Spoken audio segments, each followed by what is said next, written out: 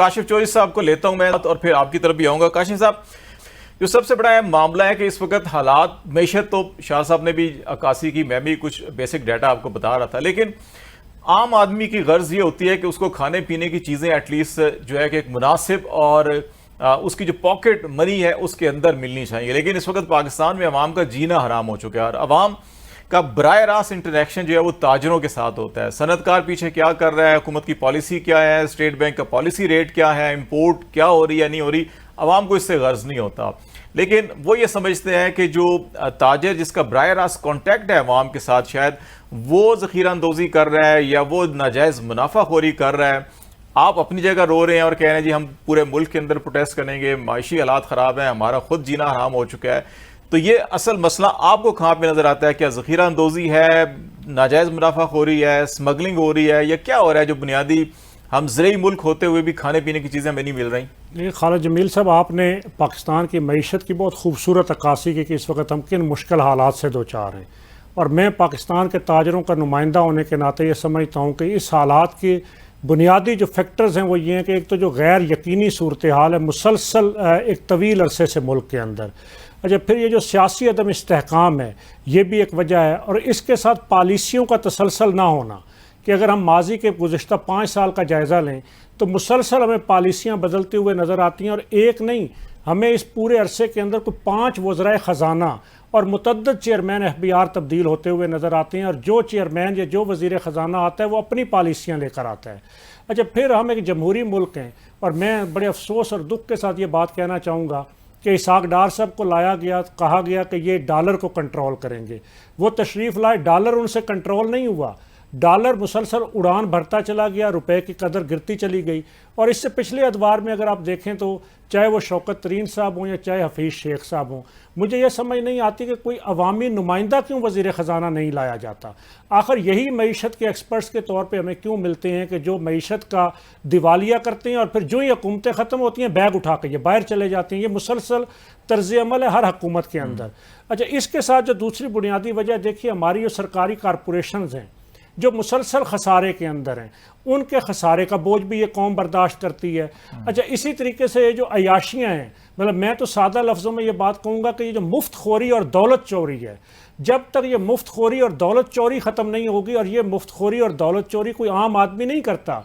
یہ تو صاحبان اختیار و اقتدار کرتے ہیں، یہ تو اقتدار کے ایوانوں میں بیٹھے ہوئے لوگ کرتے ہیں، اور اس کا خمیازہ قوم بھگتتی ہے. اور اس وقت حالت یہ ہو چکی کہ میرے پاکستان کا 80 لاکھ تاجر جس کا براہ راست واسطہ ایک عام آدمی کے ساتھ ہے 24 گھنٹے، ایک عام آدمی کی حالت یہ ہو چکی کہ وہ آٹا لینے کے لیے، وہ چینی لینے کے لیے، وہ دال اور چاول لینے کے لیے، وہ آلو اور پیاز لینے کے لیے پریشان حال ہے، اس لیے کہ ہمارے ملک میں عام طور پہ 20-30 ہزار 40 ہزار روپے لوگ کماتے ہیں، اس کے اندر تو وہ بجلی کا بل ادا کرنے سے قاصر ہو گئے ہیں. اور میں افسوس کے ساتھ یہ بات کہوں گا کہ اب چھوٹے چھوٹے بچے وہ آٹا چوری کرنے پر مجبور ہو چکے ہیں، اس لیے کہ جب کسی کے گھر کے اندر بہن بھائی یا والدین بھوکے ہوں گے تو وہ آٹا چوری نہیں کرے گا تو اور کیا کرے گا.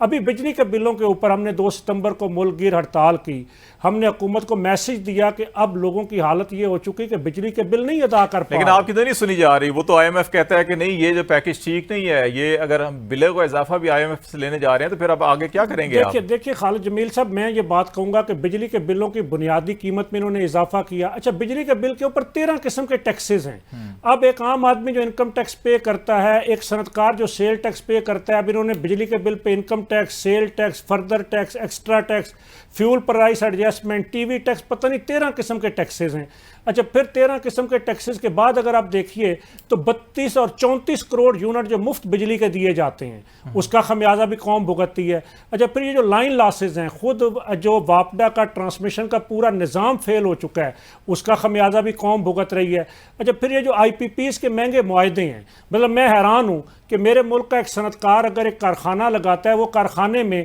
یہ بال پین پڑی ہو، جتنی بال پین وہ بنائے گا وہ اس کو بیچے گا تو اس کو پیسے ملیں گے. IPPs کے معاہدوں کے اندر آپ دیکھیے کہ اگر ایک 500 میگا واٹ کی ایک کمپنی لگائی گئی، وہ بند ہو یا وہ چلے، وہ کام کرے یا نہ کرے، وہ ڈالرز کے اندر پیسے لیتی ہے. اور یہ جو آنے والے دنوں کے اندر پیشین گوئی ہو رہی ہے کہ 2000 ارب روپیہ کیپیسٹی پیمنٹ کے نام پر ان کو جائے گا، اور وہ کون ہے؟ وہ جن کمپنیوں کو غیر ملکی کمپنیوں کے نام پہ لایا گیا وہ سارے پاکستانی سرمایہ داروں جاگیرداروں کی ہیں. کیوں آئی پی پیز کے معاہدے ختم نہیں کیے جاتے؟ مطلب ہم نے جو ہڑتال کی، قوم جو احتجاج کر رہی ہے، یہ احتجاج آئی ایم ایف کو، یہ ان کمپنیوں کو دکھا کر حکومت یہ کہے کہ ہم یہ سارے معاہدے منسوخ کرتے ہوئے ان کو ریویو کرنا چاہتے ہیں، قوم کو ریلیف مل جائے گا. لیکن نہیں مل رہا نا کاشف صاحب. ہم شاہ صاحب آپ کی طرف آتا ہوں. مجھے آپ کی گفتگو سے بھی اور کاشف صاحب کی گفتگو سے 2-3 اہم ایشوز نظر آ رہے ہیں کہ نمبر 1 کہ ہماری غیر یقینی صورتحال ہے، خواہ وہ معاشی پالیسیوں کے نتیجے سلسلے میں ہوں یا سیاسی معاملات ہوں. نمبر 2 کہ ہمارا جو سرمایہ کاروں کا اعتماد ہے، خواہ وہ لوکل ہو یا فورن ہو، اس کا اعتماد پاکستان کے اندر سے پاکستان کی معاشی پالیسیوں کے حوالے سے ختم ہو گیا، جس کی وجہ سے نہ تو ایف ڈی آئی ہو رہی ہے، نہ ریمیٹنسز کے اندر اس طرح سے اضافہ ہو رہا ہے جو ہونا چاہیے تھا. اور نمبر 3 جو ہے کہ وہ ہماری انٹرنل ایک ایلیٹ کلاس ہے اور ایک عوام ہے. ساری مراد ایلیٹ کے لیے ہیں، سارے دباؤ خرچے عوام کے لیے ہیں. تو ان 3 معاملات سے نکلنے کے لیے اگر آپ کو یہ ذمہ داری دی جائے شاہ صاحب کہ آپ چیف اکانومسٹ بن جائے پاکستان حکومت کے یا وزیر خزانہ، تو آپ کے لیے ترجیحات میں 3-4 ایشوز کیا ہوں گے؟ دیکھیں، پہلی بات تو یہ ہے کہ وزیر خزانہ جیسے وہ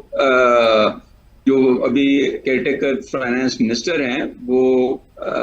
سینٹ میں جو ان کی ہیئرنگ ہوئی،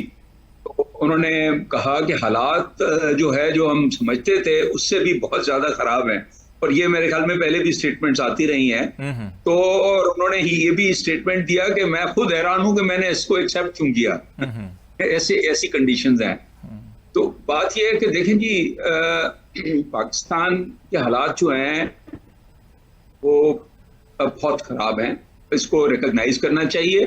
اور اس کو ٹھیک کرنے کے لیے ایک روڈ میپ چاہیے اور ایک کنیکٹڈ حکومت ایسی چاہیے جو مطلب ظاہر ہے ایک اسٹیبل حکومت چاہیے جس میں مطلب ایسے لوگ ہوں جو کہ کلیئر ہیڈڈ ہوں، ان کے آبجیکٹیوز کلیئر ہونے چاہیے اور ان کی گورننس ٹھیک ہونی چاہیے. یہ صرف مطلب یہ صرف ایک پالیسی دینے سے ٹھیک نہیں ہوگی، آپ کو اس کی امپلیمنٹیشن بھی چاہیے، آپ کے آبجیکٹیوز کلیئر ہونے چاہیے اور بیسک مسئلے جو ہیں نا، آپ کو فنڈامنٹل چیزیں جو ہے نا وہ کوئی اتنی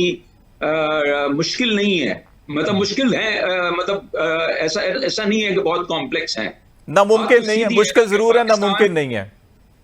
مطلب یہ ہے کہ پاکستان کوئی اتنا